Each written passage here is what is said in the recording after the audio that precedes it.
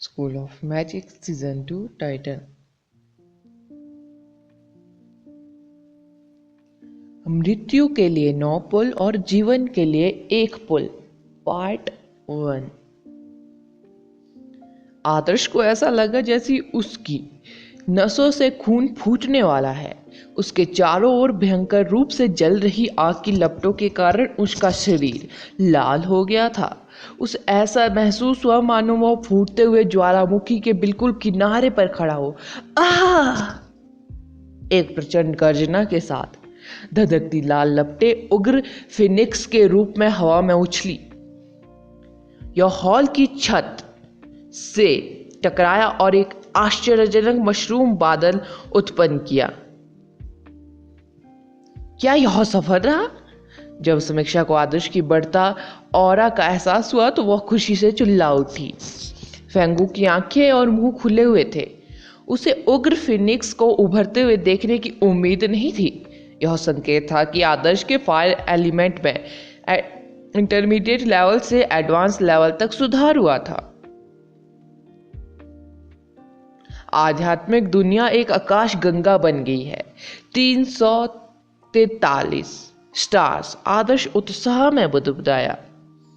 Fire Galaxy आदर्श की आध्यात्मिक दुनिया में तैरती है। यह पिछले कॉम्बैट नेबुला की तुलना में बहुत अधिक विशाल और राजसी थी। स्टार पंक्तियों में पंक्तिबद्ध होकर आध्यात्मिक संसार में सुंदर ढंग से प्रभावित हो रहे थे।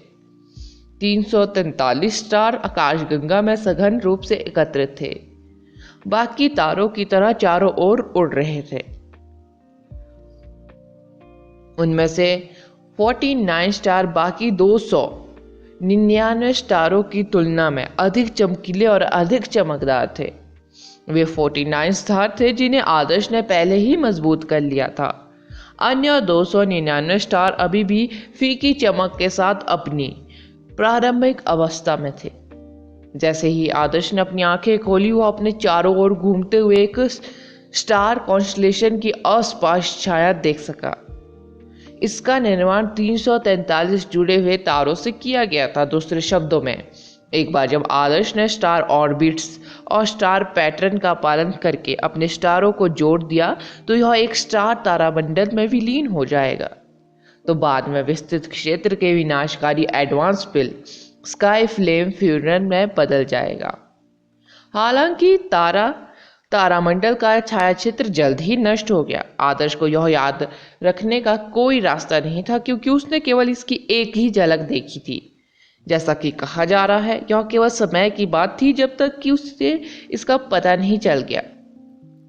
क्लॉक टावर पर युद्ध के मैदान से लौटे थके हुए एक्सपर्टों का एक समूह तांबे के शीशे के चारों ओर खड़ा था।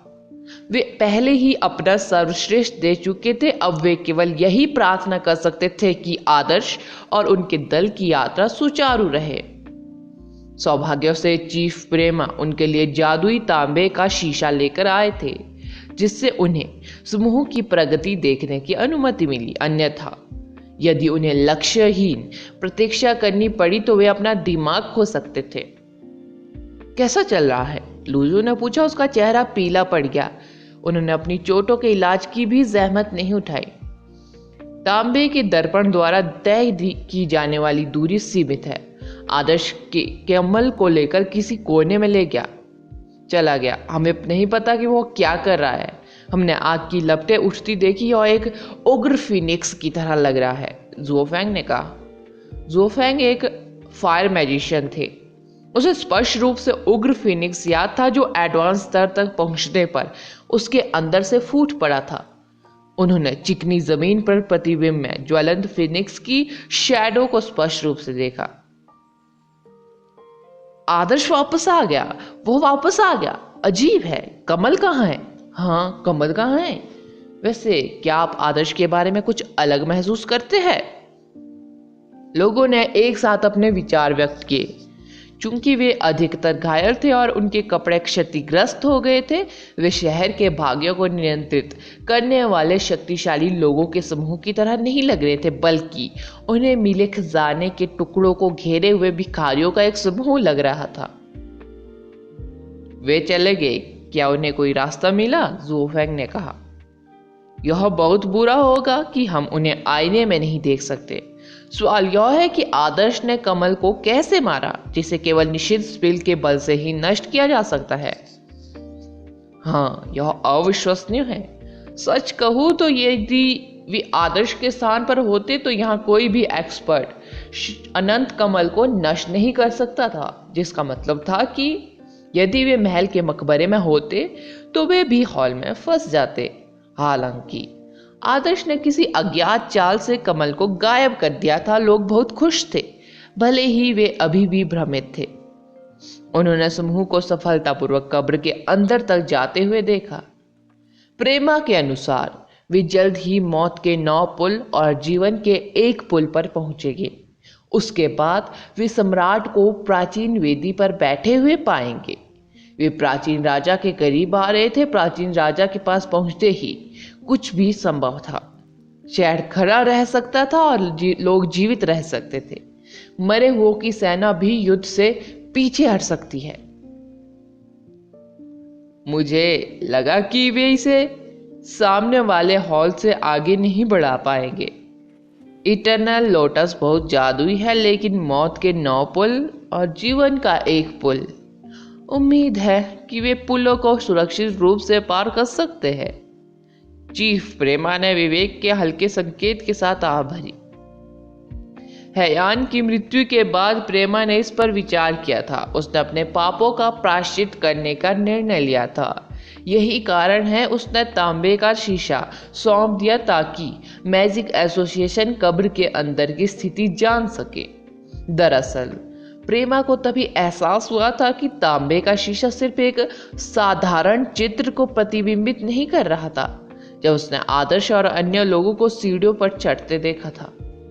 मौत के 9 पुल और जीवन का 1 पुल क्या है?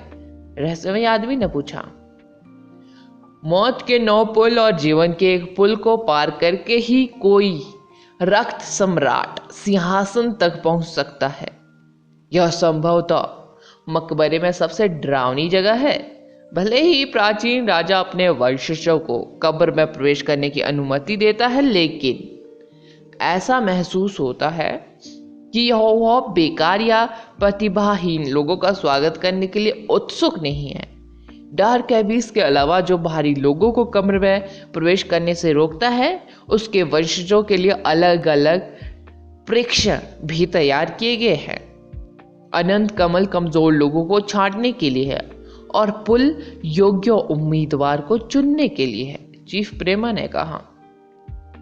ये शिक्षाएं गांव में पीढ़ियों से चली आ रही थी। लोगों को कभी नहीं पता था कि वे किस समाज की रक्षा कर रहे थे, लेकिन जैसे ही उन्होंने डार्क एबिस के रहस्य और आदर्श और उनके दल ने जिन चीजों से गुजरा था, सब कुछ दिन की तरह स्पष्ट हो गया। जैसा कि कहा गया है, सत्य सीखना और रक्त सम्राट सिंहासन तक पहुंचना 2 अलग अलग चीजें थी। प्रेमा ने भाषण के बाद माहौल और गर्मा दिया। मकबरे में समूह विशेष रूप से उत्कृष्ट नहीं था। संभवतः उन्होंने भाग्यों से अनंत कमल को नष्ट कर दिया था। यदि मौत के 9 पुलों और जीवन के 1 पुल पर उनकी प्रतीक्षा की जा रही परीक्षाएं बहुत कठिन होती, तो क्या वे सभी वहां भयानक मौत नहीं मर जाते? यह निश्चित रूप से कुछ ऐसा था जिसकी समूह को उम्मीद नहीं थी। उन्होंने युद्ध के लिए अपना खून बहाया और बलिदान दिया। वे शैतान नगरी के दफन महोत्सव में शामिल होने के इच्छुक नहीं थे। हालांकि स्थिति गंभीर लग रही थी जब उन्हें एहसास हुआ कि बोझ युवा जादूगरों और एक हथियारे वाले समूह पर था। अब रात्रि का दूसरा पहर था। मरे हुओं की दहाड़े और भी भयंकर और तेज थी। सुनहरा अवरोध ने कभी हिलना बंद नहीं किया। विशाल माउंटेन ज़ॉम्बी पहले ही 1 से अधिक बार बैरियर से टकरा चुका था। माउंटेन ज़ॉम्बी से भिड़ने वाली सेना का आधा हिस्सा मर चुका था। ऐसा लग रहा था मानो बारिश में झूमता शहर अब अगली सुबह नहीं देख पाएगा। अच्छी खबर यह है कि आदर्श एडवांस स्तर तक पहुंच गया। शांत क्लॉक टावर में रहस्यमयी व्यक्ति ने अचानक कहा। एडवांस स्तर? यह पर्याप्त से बहुत दूर है ना? लूजू ने पूछताछ की। रहस्यमयी आदमी ने बुदबुदाया, किसी का भी एडवांस लेवल पर्याप्त नहीं होगा, लेकिन उसका एडवांस लेवल एक अलग कहानी है। सभी ने मान लिया कि वो आदमी केवल खुद को दिलासा दे रहा था। उन्होंने यह नहीं सोचा कि यह कोई अच्छा शगुन था। उसे ऊर्जा की अधिक आपूर्ति देने के अलावा इससे संभवतः क्या फर्क पड़ सकता था। वह एक स्टार कॉन्स्टलेशन भी नहीं बना सकता। इस बात का जिक्र करने की जरूरत नहीं कि उसे अभी भी अपने नए एलिमेंट को अवेक करना था। अजीब बात है, क्या किसी ने शीशे के पीछे कुछ टिमटिमाता हुआ देखा? डू जियाओ ने कहा, जो तांबे के शीशे को देख रहा था। क्या बात है, मैं ध्यान नहीं दे रहा था, इसे मैंने नहीं देखा। डू जियाओ ने भुएं चढ़ा दी। उसका चेहरा अचानक बहुत उदास हो गया।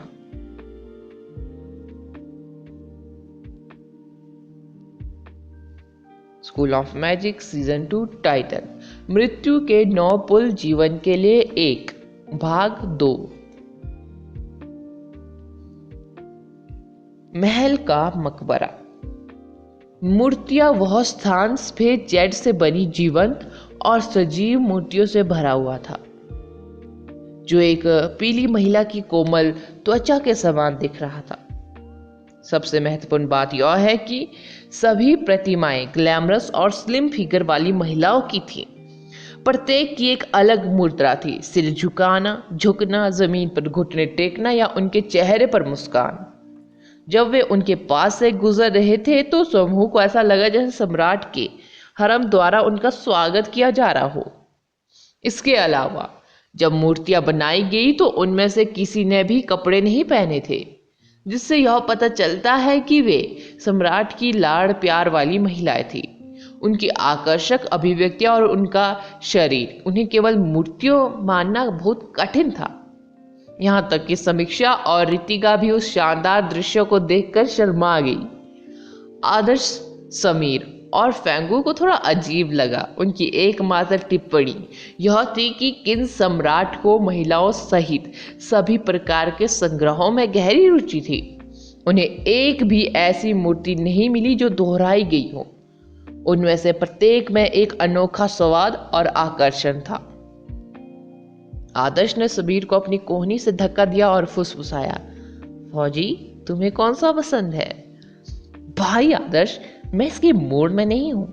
मुझे लगता है कि मैं जल्द से जल्द प्राचीन राजा से मिलने की कोशिश कर रहा हूं। कई लोग अभी भी हमारा इंतजार कर रहे हैं, समीर ने सख्ती से कहा। तो तुम्हें कौन सा पसंद है? आदर्श शहर की पीड़ा के बावजूद इसका आनंद ले रहा था। स्थिति चाहे कितनी भी विकट क्यों ना हो, वह पुरुषों को अपनी स्वाभाविक इच्छाओं को पूरा करने से नहीं रोक सकता। ठीक है, समीर शर्माते हुए फुसफुसाया, मुझे यह जीवंत पसंद है। आदर्श ने अपने बगल में रितिका को देखा और मुस्कुराया। यहाँ तक कि उत्तम शरीर और अद्वितीय सौंदर्य से युक्त सबसे सुंदर मूर्ति भी एक निर्जीव वस्तु मात्र थी।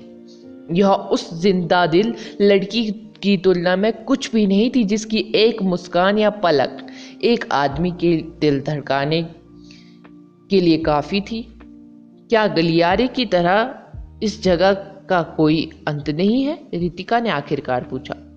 दोनों तरफ बहुत सारी जेड मूर्तियां थी, फिर भी उनमें से हर एक अपने तरीके से अद्वितीय थी और अंतहीन गलियारे जैसा ही महसूस हुआ। अरे, मुझे लगता है उनमें से बहुत सारे हैं। आदर्श ने आगे की ओर इशारा करते हुए बताया कि आगे कोई और मूर्तियां नहीं हैं। जैसा कि आदर्श ने उल्लेख किया है, मूर्तियां खत्म हो गई थी। आदर्श समीर से अलग मूड में था। रास्ते में उन्होंने सभी मूर्तियों का निरीक्षण किया। समीक्षा, जो उसका पीछा कर रही थी, ने 2 बार अपनी आंखें घुमाई, फिर भी आदर्श को अपनी हरकत पर शर्म महसूस नहीं हुई। यह कला के प्रति उनका जुनून था। इंसान को अपने जीवन में खूबसूरत चीजों का पीछा करना कभी नहीं छोड़ना चाहिए, अन्यथा उनमें और नमकीन मछली में क्या अंतर था। आगे बिल्कुल अंधेरा क्यों है? समीर ने अचानक पूछा, दूसरों से जो कहीं आगे था। क्या रास्ता खत्म हो गया? फेंगू स्तब्ध रह गया। जैसे जैसे वे आगे बढ़ते गए, रास्ता धीरे धीरे संकरा होता गया, क्योंकि यह उन्हें अंधेरे से घिरे एक जेड प्लेटफॉर्म तक ले जाता था, जैसे कि वो किसी चट्टान के किनारे तक चले हों। तेज हवा चल रही थी, प्लेटफॉर्म के दोनों ओर चक्कर लगा रही थी, जैसा कि अगर उन्होंने गलत कदम उठाया तो यह उन्हें खाई में बहा देगा। समीर एक विंड मैजिशियन था।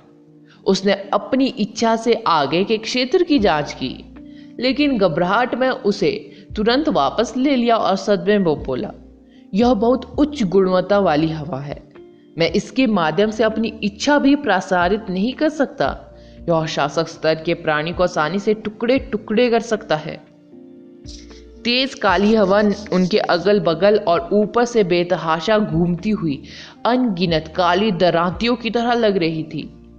यदि यह उतना ही डरावना था जितना कि समीर ने वर्णन किया है, तो जिस मंच पर वे खड़े थे उसके अलावा पूरी जगह एक मृत्यु क्षेत्र थी। वहां कुछ भी नहीं है। पुल पुल, समीक्षा ने चिल्लाकर कहा, जिसकी दृष्टि अंधेरे में सबसे अच्छी थी। रास्ता समाप्त हो गया था और वे मौत की हवा से घिरे हुए थे। अगर पुल नहीं दिखे तो उन्हें नुकसान होगा। सौभाग्य से धनुषाकार पुल मंच के किनारे से जुड़े हुए थे। जब वे पहली बार प्लेटफॉर्म पर पहुंचे तो किसी कारण से वे सफेद पुल नहीं देख सके। धनुषाकार पुल उस प्रकार के नहीं थे जो छोटी नदियों पर बनाए गए थे, बल्कि विशाल फ्लाईओवर पुलों के समान थे। सफेद पुल उड़ते ड्रैगन की तरह अंधेरे में गहरे तक फैले हुए थे। कुल मिलाकर 10 ड्रैगन ब्रिज थे। जब उन्होंने दूर तक देखा तो उन्हें छोर दिखाई नहीं दिया। हालांकि ऐसा लग रहा था जैसे हंसिए की तरह चारों ओर नाच रही मौत की हवा से पुल प्रभावित नहीं हुए थे। दूसरे शब्दों में, पुल ही आगे बढ़ने का एकमात्र रास्ता था। आओ, पुल काली हवा से नहीं बहते, हमें रक्त सम्राट सिंहासन तक सुरक्षित पहुंचने में सक्षम होना चाहिए, समीर ने कहा। रुको। रितिका ने घबराई हुई नजर से तुरंत समीर को वापस खींच लिया। फेंगू की नजर भी चिंतित थी। उन्होंने गहरी आवाज में कहा, यह संभवतः मौत के 9 पुल और जीवन का 1 पुल है। 9? मौत के 9 पुल और जीवन का 1 पुल? नाम सुनते ही समीक्षा की रीढ़ में सिरहन दौड़ पड़ी। 9 से मृत्यु, 1 से जीवन। यहां 10 पुल थे, जिसका मतलब था कि केवल 1 पुल ही उन्हें रक्त सम्राट सिंहासन तक ले जाएगा, बाकी 9 उन्हें मौत की ओर ले जाएंगे। समीर सदमे में अवाक रह गया। वह वास्तव में उम्मीद कर रहा था कि फेंगू और रितिका उसे वह पुल दिखाएंगे जो उन्हें रक्त सम्राट सिंहासन तक ले जाएगा। मौत के 9 पुल और जीवन का 1 पुल। हमारी प्राचीन शिक्षाओं में इसका उल्लेख था, तो लेकिन इसने हमें यह नहीं बताया कि इनमें से कौन सा सही है, फेंगू ने दृढ़ता से कहा। अब क्या करें? 10 में से 1, क्या संभावना बहुत कम नहीं है? समीक्षा ने घबराते हुए कहा। जरूरी नहीं कि यह 10 में से 1 हो। यहाँ हम 5 लोग हैं। यदि हम में से प्रत्येक 1 पुल चुनता है तो संभावनाएं 2 से 1 है, आदर्श ने तर्कसंगत रूप से कहा। फेंगू ने सिर हिलाया और कहा, वह सही है। अगर हम में से प्रत्येक 1 अलग पुल चुनता है तो इससे नाटकीय रूप से बाधाएं पड़ जाएंगी, लेकिन क्या आप वास्तव में ऐसा करना चाहते हैं? फेंगू को दृष्टिकोण की ज्यादा परवाह नहीं थी। वह अपने पापों का प्रायश्चित करने आया था। वो अब अपने पुराने पूर्वज की कब्र पाकर पछतावे के साथ नहीं मरेगा। हालांकि आदर्श, समीक्षा, समीर और रितिका अलग थे। समीक्षा और आदर्श और समीर और रितिका की जोड़ियां निश्चित रूप से एक साथ रहने के इच्छुक थे। आदर्श और समीर को तो छोड़ ही दे, जो एक दूसरे के बेहद करीब थे। वे पुलों को कैसे पार करने जा रहे थे? एक साथ पुल पार करने पर उनका भाग्य भी एक जैसा होगा, लेकिन शहर के लाखों लोगों की अगली सुबह देखने की संभावना 10 में से 1 थी। यदि वे अलग हो गए तो इसका मतलब था कि वे हमेशा के लिए अलग हो जाएंगे। हालांकि आपदा को हल करने की संभावनाएं 2-1 थी। मौत के 9 पुल और जीवन के 1 पुल में उम्मीदवारों को बेहद कठिन निर्णय लेने के लिए मजबूर होना पड़ा। फिर भी बात यह थी कि अगर वे अलग भी हो गए तब भी संभावना 50% थी। आप लोग अनुमान लगाए। फेंगू जमीन पर बैठ गया। वो अच्छी तरह से जानता था कि निर्णय लेना कितना कठिन था। अगला एपिसोड जानने के लिए बने रहे मेरे इस चैनल के साथ। Channel name stories SKH, Telegram channel name school of magic season 2, and thank you.